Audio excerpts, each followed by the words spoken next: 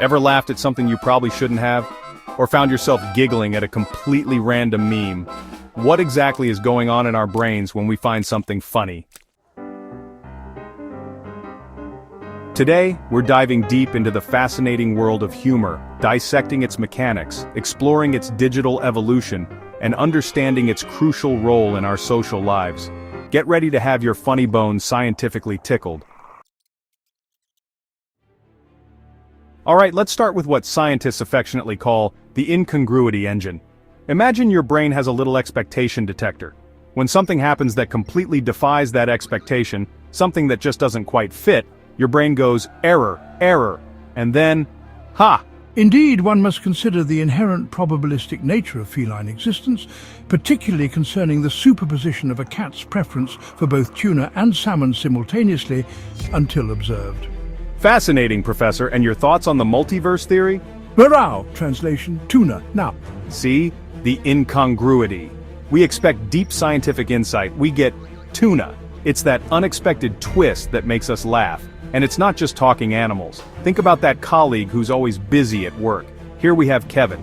Kevin is optimizing workflow, which in reality means staring intently at a spreadsheet of cat videos, occasionally typing with furious urgency when someone walks by. Even something as simple as a pun relies on incongruity. Your brain expects one meaning, then bam, it gets another. Prepare for some top-tier groaners. Why did the coffee file a police report? It got mugged. What do you call a fake noodle? An impasta. I'm reading a book about anti-gravity. It's impossible to put down.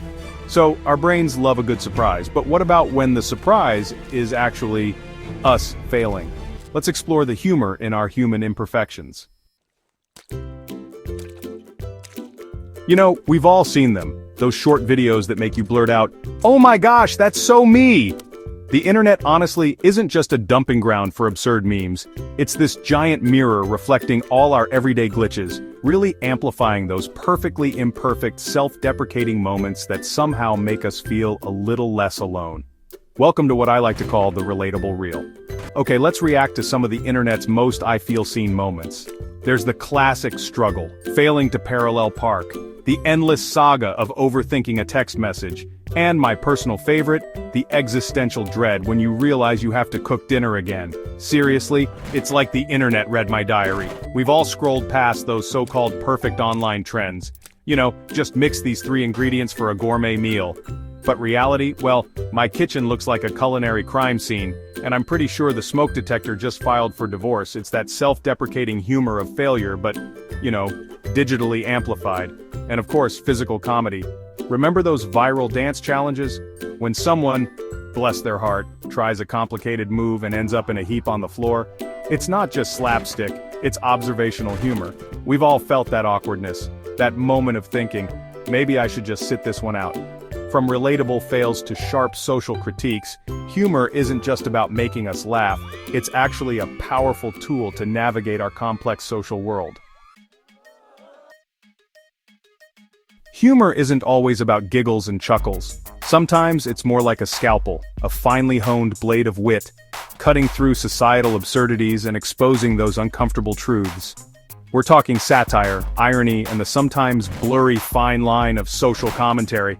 Because honestly, sometimes the funniest thing is just how ridiculous reality can get. Meet Gary, our internet outrage monitor. His job, well, it's to detect satire, and let's just say he's not very good at it. Alert, user states, I love paying taxes. Obvious sarcasm detected. Deploying counter-argument protocol. Oh, Gary, it's subtle, isn't it? The beauty of satire lies in its surgical precision. Let's take a look at this classic sketch where an influencer character exaggerates consumerism to an absurd degree, promoting obviously useless products with over-the-top enthusiasm. Notice how the visual cues, the sheer ridiculousness of the product, and the performance all work together to critique materialism, without ever actually saying, this is bad. But where is the fine line? When does sharp commentary become just, well, mean? Let's rejoin our panel. Dr. Anya Sharma, is it truly satire if someone just doesn't get it? The intentionality of the satirist is paramount. Yet the reception by the audience, particularly within a post-postmodern interpretive framework, often destabilizes the authorial intent. If you have to explain it, it's not funny, or it's just being a jerk. Ah, the eternal debate. Speaking of social nuances, every online community has its own secret handshake of humor. What happens when you're in on the joke and what happens when you're not? Every online community, from hardcore gamers to niche fandoms, has its own secret handshake of humor. Inside jokes, shared languages, memes that make absolutely no sense to an outsider. It's a social labyrinth, where knowing the rules really dictates whether you're in on the joke or just completely hilariously lost. So let's delve into the unspoken rules. Imagine, for a second, the cult of the sentient teacup. Their lore is like super complex, the Great Stirring, the prophecy of the Earl Grey, the sacred brouhaha. Their memes, pictures of teacups with googly eyes, captioned with cryptic phrases like, "The kettle boils at midnight."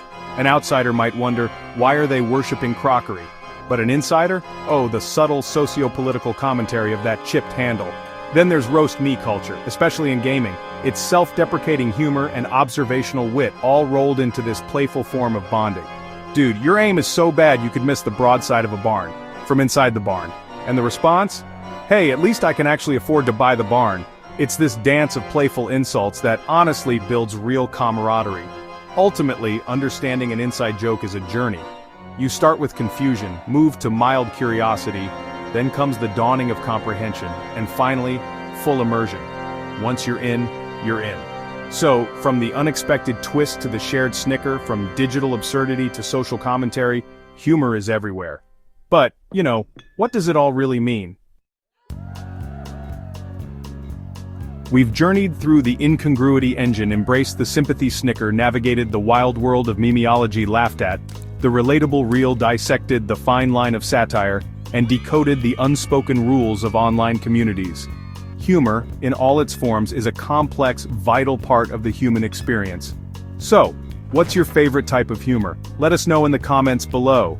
Don't forget to like this video, subscribe for more deep dives, and hit that notification bell.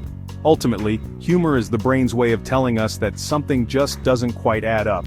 And for a brief, glorious moment, that's perfectly fine. Because sometimes the only logical response to the absurd is a good hearty laugh, or a confused chuckle, or a silent knowing nod.